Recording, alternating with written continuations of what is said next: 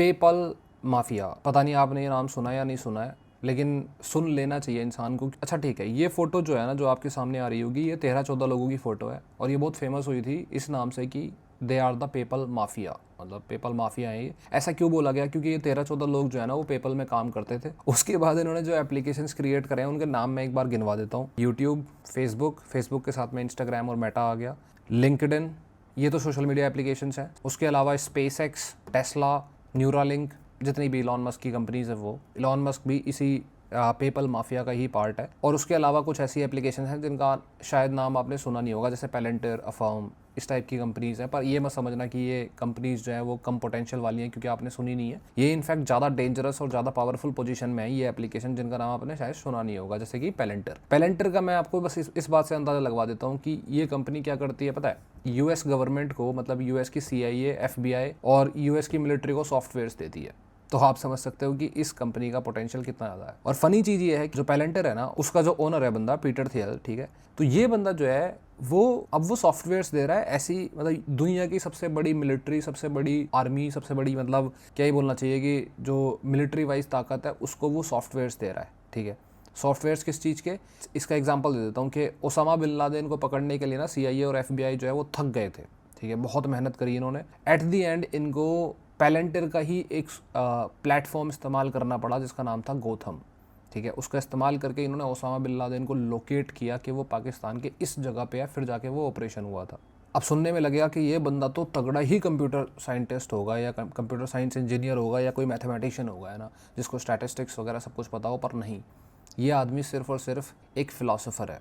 एक लॉयर था by profession, लेकिन लॉयर भी इसने छोड़ दी लॉ फॉर्म, तो ये एक सिर्फ फिलोसफर है। और यही मैं बताना चाह रहा था कि मैंने जब ये पेपाल माफिया के बारे में पढ़ा ना, तो ज़्यादातर जगह पे मैं जितना पढ़ता जा रहा था मेरे को स्टोरी बताई जा रही थी कि भाई ये 13-14 लोग थे, पेपाल की कंपनी में काम करते थे, वहाँ से निकल के इन्होंने ये सारी कंपनीज बना दी।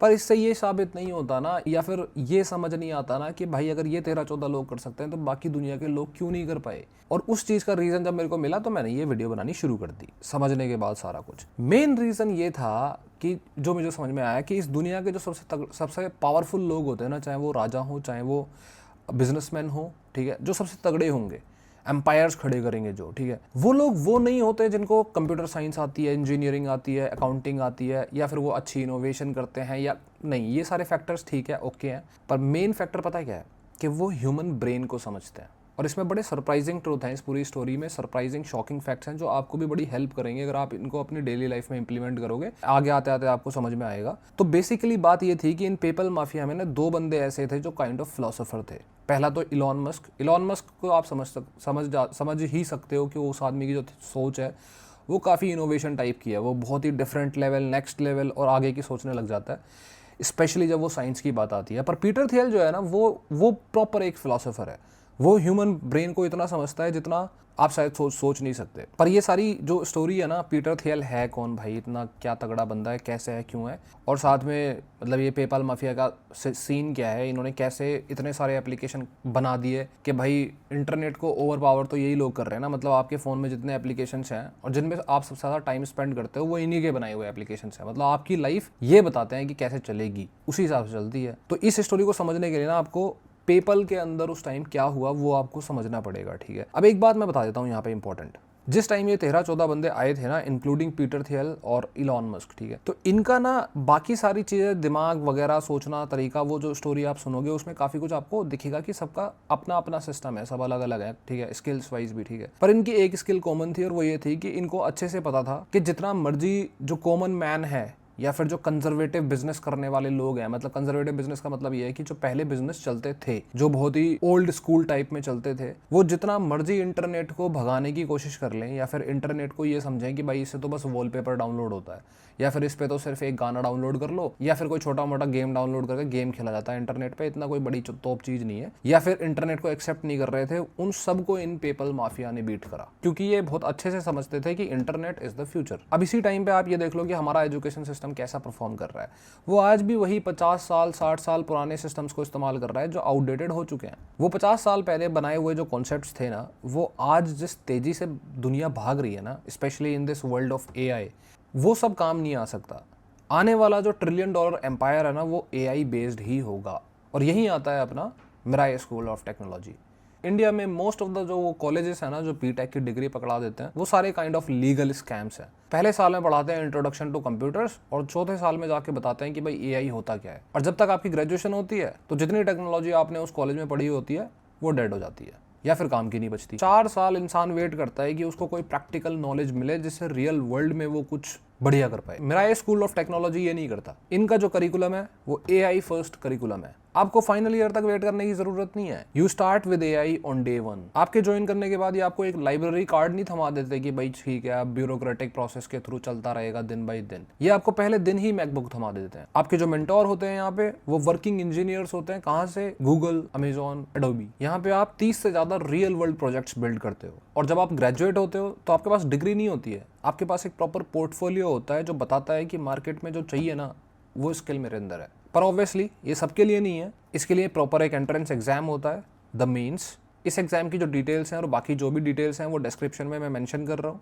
गो check it out and become the part of the next big thing. खैर आगे बढ़ते हैं और मैं आपको पेपाल माफिया की जो आगे की स्टोरी है वो सुनाता हूँ, ठीक है। तो इन्होंने किया पीटर थियल स्पेशली, उस टाइम तो यही अकेला बंदा था। तो बात हो रही है सन 2000 की। उस टाइम पे ना इंटरनेट 10 साल पहले अप्रोक्सीमेटली या कुछ और साल पहले आया था। उस टाइम इंटरनेट पे ये नहीं था कि भाई तुम आज जो 5G चला रहे हो या फिर बड़ी बड़ी चीजें कर रहे हो। उस टाइम पे अगर कोई 2 MB का गाना डाउनलोड करके अपने फोन में घूम रहा है ना तो वो मोहल्ले का हीरो है, ठीक है। और बैंकिंग के अंदर जो पैसे के ट्रांजेक्शन वगैरह होते थे ना वो सिर्फ कैश में होते थे। कैश में आपको कुछ खरीदना है तो कैश में खरीदो, कैश में बेचो और साथ में फिर वो जो कैश है वो आप बैंक में सबमिट कर सकते हो, वहीं से निकाल सकते हो। बड़ी ट्रांजेक्शन्स करनी है तो आप चेक का इस्तेमाल कर सकते हो, लेकिन चेक जो है वो 5-7 दिन हफ्ते ले लेता था। तो इंटरनेट बैंकिंग नाम की कोई चीज एग्जिस्ट करती नहीं थी। अब यही ना पीटर थियल, मैं क्यों कह रहा था कि ये आदमी जो है वो एक अपने आप में फिलोसोफर था, ये कोई इंजीनियर नहीं था। ये एक्चुअली ये मानता था कि भाई जब इंटरनेट आ चुका है भाई साहब, तो फिर ये जो बैंकिंग कंपनीज हैं, इतने जायंट हैं, करोड़ों अरबों रुपया इनके पास में है, तो ये अपने पैसे का इस्तेमाल करके, इस इंटरनेट का इस्तेमाल करके इंटरनेट की ट्रांजेक्शन को शुरू क्यों नहीं कर रहे हैं। मतलब ये कि पीटर थियल का ये मानना था, उसकी जो फिलोसफिकल माइंड था कि इंसान का दिमाग ऐसे काम करता है कि जब वो कोई काम नहीं कर रहा होता, या तो अपनी लेजीनेस की वजह से या फिर अपनी स्टुपिडिटी की वजह से या फिर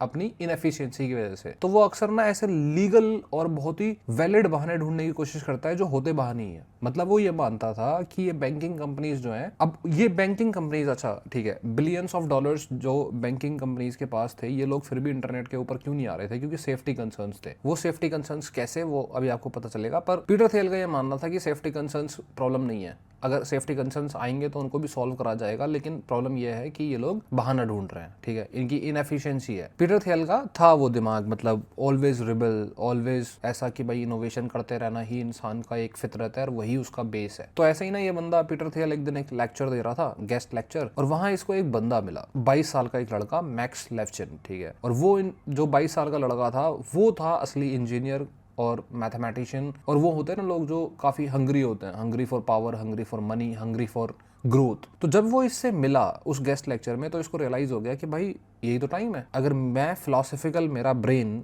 और ये जो बंदा है साथ में, इसका जो ये इंजीनियर है साथ में मिल जाए, then we can do what they can't. और इन्होंने वही किया। वहीं से जन्म हुआ पेपल का। तो इन्होंने किया क्या, इन्होंने एक अकाउंट खोला बैंक के अंदर, पूल्ड अकाउंट। पूल्ड अकाउंट क्या होता है? पूल्ड अकाउंट सिंपल मतलब है उसका, मतलब जैसे ट्रस्ट होती है, कोई ऑर्गेनाइजेशन होती है। जैसे सिंपल बैंक में क्या होता है कि मेरा अकाउंट है, मैं ही पैसा निकाल रहा हूँ, मैं ही डाल रहा हूँ, ठीक है, नॉमिनी ऐड कर सकता हूँ, लेकिन मेरा ही अकाउंट है। पूल्ड अकाउंट में क्या होता है कि ट्रस्ट है, कोई ऑर्गेनाइजेशन है, तो बहुत सारा पैसा है और बहुत सारे लोग हैं खर्च करने वाले और बहुत सारे लोग हैं डालने वाले, तो उनके लिए पूल्ड अकाउंट टाइप होता है। तो इन्होंने पेपल का एक पूल्ड अकाउंट खोला वेल्स फार्गो बैंक में, और भी कुछ बैंक्स में खोला होगा। तो पूल्ड अकाउंट खोला और उसके बाद में इंटरनेट के ऊपर एक प्लेटफॉर्म बनाया पेपल नाम का। और इसमें क्या हो सकता है कि इसमें पेपल का वॉलेट है, आप अपने पैसे जो है वॉलेट में डाल लो, ठीक है, बैंक अकाउंट से शिफ्ट करके या अपना बैंक अकाउंट अटैच करके। और उस पेपल के अकाउंट पे, पेपल का अकाउंट जो है वो सिंपल जीमेल बेस्ड है, एक जीमेल आईडी से दूसरे जीमेल आईडी को पैसे भेज सकते हो। और वो पैसा एक्चुअली पैसा नहीं है, वो वॉलेट है आपके। मतलब ये कि जो पूल्ड अकाउंट है पेपल का, उसमें वो अपना हिसाब किताब मैनेज करते रहेंगे। इधर जो वॉलेट वाला हिसाब किताब है वो अलग है। वॉलेट वाला हिसाब किताब अलग कैसे है, ये सिंपल ऐसे समझो कि मान लो 100 बंदों का अकाउंट है और $100 उन्होंने डाल रखे हैं अपने वॉलेट्स में पेपल के, तो वो $1,00,000 हो गए जो पेपल के पास हैं, वो पेपल के अकाउंट में होंगे, पूल्ड अकाउंट में, जो कि वेल्स फार्गो बैंक के अंदर है। अभी जो 100 बंदे ये आपस में अपने पैसों को एक्सचेंज कर रहे हैं, एक दूसरे को भेज रहे हैं। कहने का मतलब ये है कि जितने भी लोग पेपल पे आ रहे हैं, अपने वॉलेट बना रहे हैं, हैं वो एक दूसरे को पैसे जितने मर्जी भेजते रहे, लेकिन पेपल का जो बैलेंस है, जो पैसा उसके पास है, क्योंकि वॉलेट के अंदर जो पैसा है वो पेपल के पास पैसा है, सिंपल, वो तो सेम ही रहेगा ऑलमोस्ट, थोड़ा बहुत ऊपर बढ़ेगा, ऊपर होता रहेगा, लेकिन नीचे इतना आसानी से जाएगा नहीं, क्योंकि नंबर ऑफ यूजर्स जैसे बढ़ते रहेंगे वैसे वैसे वॉलेट का बैलेंस बढ़ता रहेगा। और पेपल का जो अकाउंट है वेल्स फार्गो के अंदर, उस बैंक के अकाउंट के अंदर पैसा बढ़ता चला जाएगा, जो कि पेपल का पैसा एक्चुअली है ही नहीं। वो पैसा किसका है? जिनके वॉलेट्स हैं। मतलब ये कि पेपल ने एक इंटरनेट बैंक अकाउंट बना दिया एक बैंक अकाउंट के अंदर। और प्रॉब्लम यह है कि पेपल के वॉलेट के अंदर जो ट्रांजैक्शंस हो रही हैं लोगों के बीच में, वो कौन ट्रैक कर रहा है? वो तो उसका जो रजिस्टर है वो कौन रख रहा है? वो तो ठीक है पेपल वाले रख रहे हैं, लेकिन बैंक जो होती हैं वो सेंट्रल बैंक के साथ जो रजिस्टर्ड होती हैं, उसका पर्पस ही ये होता है कि सारी ट्रांजैक्शंस जो है वो ऑन पेपर है, वो सारी ट्रैक हो रही हैं। लेकिन पेपल के अंदर जो ट्रांजैक्शंस हो रही हैं उसका हिसाब तो पेपल के पास है बस, और किसी के पास है ही नहीं, क्योंकि रजिस्टर्ड बैंक तो है नहीं, ये तो सिर्फ एक पूल्ड अकाउंट है। अगर थोड़ा टेक्निकल हो गया हो तो पीछे थोड़ा चले जाना, दोबारा से वीडियो को सुन लेना, समझ आ जाएगा। तो ये जो पेपल का बिजनेस है ये एक्चुअली काइंड ऑफ इसको इलीगली बोला जाएगा, क्योंकि पहली बात तो ये है कि इसके लिए कोई रेगुलेशंस है ही नहीं, क्योंकि ऐसा काम किसी ने कभी किया ही नहीं, रूल ही नहीं है, तो लीगल नहीं है ये काम। पर अजीब बात ये है कि जब पीटर थियल और मैक्स लेफ्चिन ये वाला काम कर रहे थे ना, तो सिर्फ वही लोग नहीं थे जो इतने इंटेलिजेंट थे। जस्ट उनके कुछ ही किलोमीटर भी नहीं, मीटर्स दूर एक और ऑफिस था, और वो भी वही काम कर रहे थे। और वो किसका ऑफिस था? इलॉन मस्क, एक्स, उसका प्लेटफॉर्म एक्स। और जब इन दोनों को रियलाइज हुआ कि भाई ये दोनों तो सेम ही काम कर रहे हैं, इंटरनेट बैंक इन्होंने खोल दी है जो अभी दुनिया को पता भी नहीं है प्रॉपर तरीके से, फिर ये दोनों कंपटीशन करने लग गए अपना। लगातार इनका जो बिजनेस है वो बढ़ता चला जा रहा है, मिलियंस ऑफ डॉलर्स इनके अकाउंट में बढ़ते चले जा रहे हैं, जो इनका पैसा नहीं है ऑब्वियसली, वो वॉलेट का बैलेंस है लोगों के। खैर, जब इन दोनों का कंपटीशन अच्छा खासा चलता रहा और धीरे धीरे इनको रियलाइज हुआ कि कंपटीशन में एक दूसरे को ही बर्बाद कर रहे हैं, इलॉन मस्क और पीटर थियल की पेपल और उसका एक्स, तो यहाँ फिर से जो पीटर थियल का विजडम था, wisdom of his understanding of human brain. अच्छा, पीटर थियल ना एक्चुअली अपने एक फ्रेंच ट्यूटर को बहुत ज़्यादा इंपॉर्टेंस देता था, और उस फ्रेंच ट्यूटर का नाम था रेने ग्राड। अभी जो फ्रेंच ट्यूटर था ना, एक्चुअली इसकी एक थ्योरी थी जिसको जो पीटर थियल है वो बहुत ज़्यादा मानता था, और थ्योरी थी मिमेटिक थ्योरी और मिमेटिक राइवलरी। सिंपल सेंस में ये है कि उसका मानना ये था कि हम ह्यूमंस को ना पता नहीं है कि हमें क्या चाहिए, हम सिर्फ मिमिक करते हैं। मतलब अगर दूसरे बंदे को कुछ चाहिए तो फिर वो हमें ऐसा लगने लग जाता है कि वो हमें भी चाहिए, और फिर ऐसे जब कलेक्टिवली पूरी ह्यूमैनिटी जो है उसको ये लगने लग जाए कि ये चीज़ जरूरी है और ये चाहिए, तो वो उसके लिए राइवलरीज करनी शुरू कर देते हैं।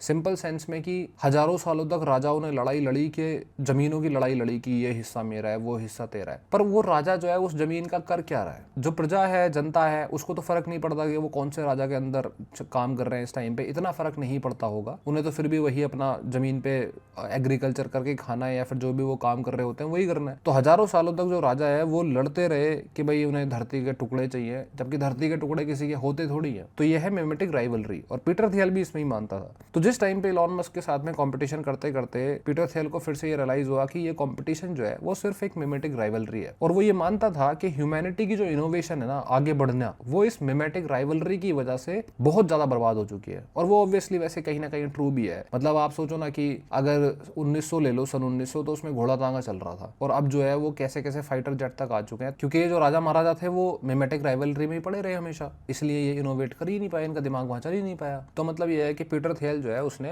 इलॉन मस्क के पास हो गया। खैर, इसमें थोड़ी अनबन भी हुई इन दोनों के बीच में और काफी कुछ हुआ, लेकिन बाद में पेपल और एक्स दोनों मिलके पेपल बन गए, और दोनों साथ में मिलके काम करने लग गए। इनके जो वॉलेट का बैलेंस था वो और बढ़ने लग गया, इनकी जो वैल्यूएशन है, कंपनी की वैल्यूएशन, वो भी बढ़ने लग गई। धीरे धीरे रियलाइज हुआ गवर्नमेंट को भी कि भाई ये जो काम कर रहे हैं इन पे कुछ रेगुलेशंस हैं भी, रूल्स क्या है। और फिर इन पे जो प्रेशर बिल्ड होना शुरू हुआ कि पॉलिटिशियंस कह रहे हैं कि भाई बंद कर देंगे तुम्हारा ये बिजनेस क्योंकि ये इलीगल है। और पॉलिटिशियंस के ऊपर प्रेशर किन का आ रहा है? वो लोग जिनका लॉस हो गया, जैसे उस टाइम पे कार्ड आ गए थे, क्रेडिट कार्ड्स टाइप, लेकिन वो 2-3% ट्रांजैक्शन फी काटते थे। पेपल कुछ नहीं काट रहा था, ₹0 ट्रांजैक्शन फीस। आप वॉलेट से वॉलेट ट्रांजैक्शन करो, हम कोई रुपया नहीं काटेंगे। तो उनका तो सीधे सीधे नुकसान होना शुरू हो गया था। साथ में जो बैंकिंग कंपनीज है उनको भी अच्छा नहीं लग रहा था, क्योंकि भाई बैंक्स का काम क्या होता है? एक दूसरे की ट्रांजैक्शन कराना। अगर ट्रांजैक्शन पेपल कर रहा है तो बैंक्स जो है उनका कुछ ना कुछ पार्ट ऑफ बिजनेस तो जा ही रहा है। अच्छा, इसमें एक बात रह गई कि पेपल ने ना अपना सबसे बड़ा बिजनेस जो क्रिएट करा ना, वो करा ईबे पे क्रिएट। ठीक, ईबे जो है वो प्लेटफॉर्म क्या है? है वो बहुत बेसिक है कि भाई किसी इंसान को सामान बेचना है तो वो दूसरे इंसान को सामान बेच सकता है और खरीद भी सकता है, इतना सिंपल प्लेटफॉर्म था। लेकिन पेपाल से पहले होता क्या था कि किसी को सामान बेचना है वो ईबे पे चढ़ाएगा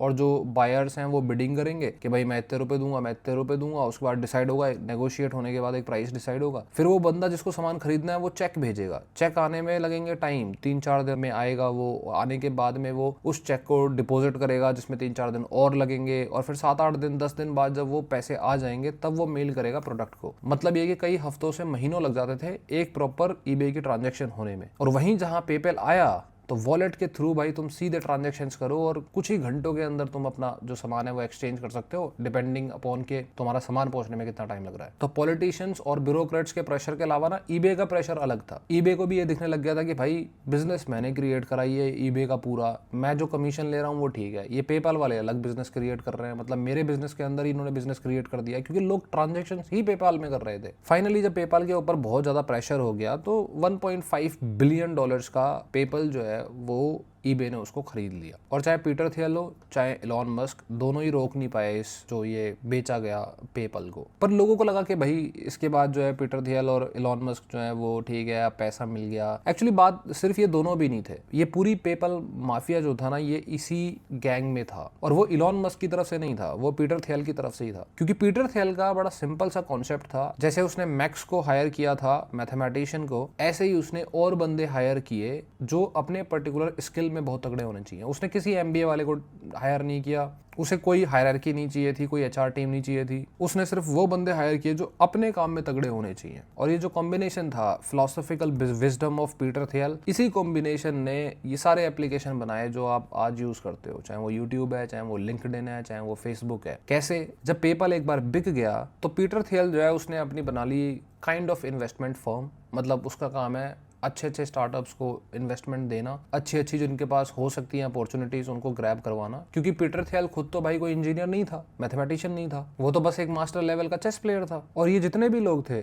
जो पेपाल को उसके बाद छोड़ के गए, नाम भले ही मैंने सिर्फ पीटर थियल का, इलॉन मस्क का और मैक्स का लिया हो, लेकिन इसके अलावा जो इन्होंने हायरिंग करी थी उन लोगों ने क्या क्या बनाया अब आप सुनना। जावेद करीम और स्टीवन चैन, ये दोनों एलीट इंजीनियर थे पेपाल के अंदर। इन्होंने क्या बनाया? यूट्यूब। पीटर थियल का फिलोसॉफिकल विजडम क्या था यहाँ पे कि भाई अगर तुम सिंपल सेंस में सोचो कि अगर पेपाल जो है वो इंटरनेट के ऊपर मनी ट्रांसफर कर सकता है दो बंदों के बीच में, तो मनी तो बहुत ज्यादा कम रिस्की है, वीडियो क्यों नहीं ट्रांसफर हो सकती? That's how YouTube came. Read Hoffmann, ये बंदा जो है पेपाल के अंदर ये मेंटेन करता था कि कंपनी, पेपाल कंपनी के जो रिलेशंस हैं, बाहर रिलेशंस हैं लोगों के साथ, वो कैसे हैं। अब ऐसा बंदा जो है वो इंटरनेट के ऊपर क्या बनाएगा? लिंक्डइन। और ऐसे बहुत सारे एग्जांपल्स हैं। डेविड सैक्स ने येमर बना दिया, जेरेमी स्टॉपलमैन ने येल्प बना दिया। हालांकि आपने इनके नाम नहीं सुने होंगे इसलिए मैं इनके एग्जांपल्स दे नहीं रहा, लेकिन कई सारे $1 बिलियन प्लेटफॉर्म बनाए गए। फेसबुक 2004 में जब मार्क जकरबर्ग को एक आइडिया आया तो वो किसके पास गया था? वो गया था लिंक्डइन के